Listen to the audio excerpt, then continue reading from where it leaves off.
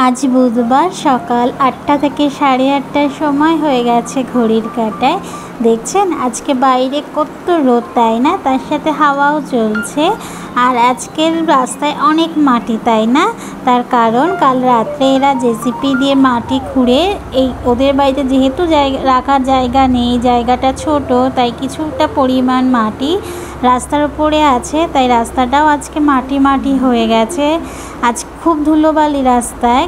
এই উঠোনটার ওপরে না আমার নিহারিকার অনেক স্মৃতি জড়ানো, অনেক খেলার সাথী হচ্ছে এই উঠোনটা। কারণ যেহেতু আমার বাড়ির উঠোন নেই, ও এই উঠোনের ওপরেই অনেক খেলাধুলা করেছে। এইবার দেখছেন আজ আমি সকাল সকাল টাটকা শাক কিনেছি, তাই না?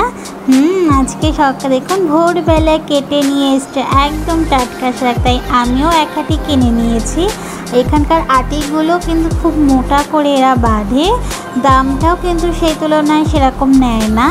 আচ্ছা, এবার বলি কেন বললাম যে এখানকার বাড়ির মানুষের, বেশিরভাগ মানুষের বাড়ি আপনি ল্যাট্রিন বাথরুম কোনোটাই দেখবেন না। তার কারণ তাহলে এরা যায় কোথায়, তাই না? এই চিন্তা মাথায় আসছে। এরা যায় ভোরবেলা হলে, সূর্য তখনও হয়তো ওঠে না, তখনই সেই মুহূর্তে এরা যায় মাঠে। আপনাদের বাড়ি বয়স্ক মানুষ বা ঠাকুমা, দিদিমা বা দাদুদের কাছ থেকে আপনারা এই গল্পগুলো শুনে থাকবেন, যেরকম ধরুন আমিও শুনেছি। এগুলো এখন এখানকার মানুষদের কাছে এসে শুনি। এখানকার মানুষদের জানেন সরকার অনেকভাবে হেল্প করে, অনেকের বাড়ি সরকার থেকেও বানিয়ে দেয়, কিন্তু এরা সেটাকে ব্যবহার করেন না। এরা এখনও আগেকারের এই যুগে দাঁড়িয়েও আগেকারের চিন্তাভাবনার ওপরে ভর করে চলে।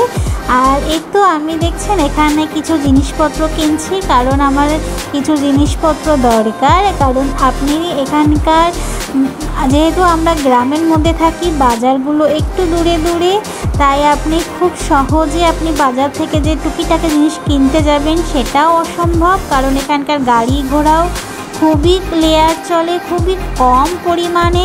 আপনি যাবেন তো ঠিকই, কিন্তু আসবেন কিসে? আর এইভাবে এরা তাই বাড়িতে ফেরি করে বেরোয় এক ঝুড়ির মধ্যে নিয়ে। আর এই তো ফুচকা খাওয়ায় আমরা মা আর মেয়েতে পাল্লা দিচ্ছি। নিহারিকা দেখছেন একটা ফুচকা একটা গালের মধ্যে ঢুকোতে চাইছিল, কিন্তু পারছিলই না। তার কারণ ওর মুখটা যেহেতু ছোট, একটা বড় ফুচকা নিয়ে ঢুকোতে চাইলে কি আর হবে?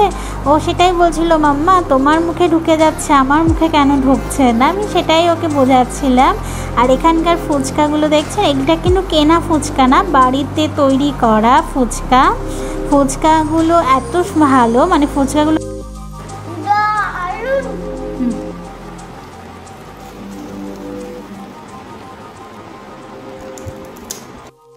মা মেয়েতে ফুচকা খাওয়ার লড়াই করছি। এবারে ফুচকাগুলো জানি খেলে ও এখন আর ভাত খাবে না, রাতের খাবারটাও ও এখন আর খাবে না, কারণ ফুচকা ওর ফেভারিট একটা খাবারের মধ্যে একটি। আর এখানকার ফুচকা দেখেছেন জলগুলো কিন্তু এটা বাড়িতে বানানো বলে এরকম না, এখানে কিন্তু তেঁতুলের জল একদমই ব্যবহার করা হয় না। এখানে কিন্তু এরকম পুদিনা পাতার জল বা জলজিরার জলই ব্যবহার করা হয়। এই তো তাহলে আজকের ভিডিওটি এখানেই শেষ করছি। সবাই ভালো থাকবেন, সুস্থ থাকবেন। আমার ভিডিওটি ভালো লাগলে অবশ্যই লাইক করে দেবেন, সাবস্ক্রাইব করে আমার